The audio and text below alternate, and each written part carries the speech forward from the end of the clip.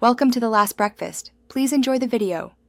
CSS Clip Path creates non-rectangular shapes using inset, circle, ellipse, polygon, path, or URL. Use Clip Path on any element that accepts geometry, including images and divs. Define shapes using percentages or pixels like 50% or 100px in coordinates. The polygon function accepts comma-separated XY pairs to build complex silhouettes.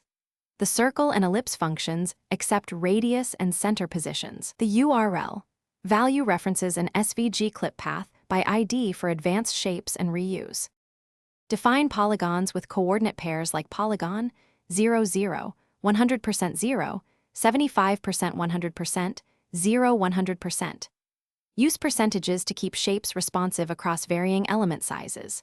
For precise control, use pixel values like 30px or 200px in coordinates.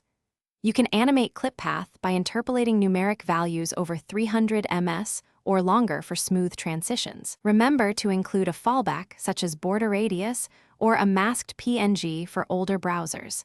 Test shapes at multiple viewport widths to ensure visual stability. Use URL #myclip to reference an SVG clip path with complex path data for organic silhouettes. You can also use path with native SVG path syntax like path M1010L9010L5090Z.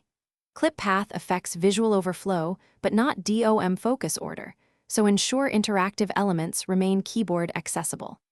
Add accessible labels and maintain hit areas using pointer events and additional wrappers. Check browser support and add WebKit clip path prefix where needed for broader compatibility across older engines.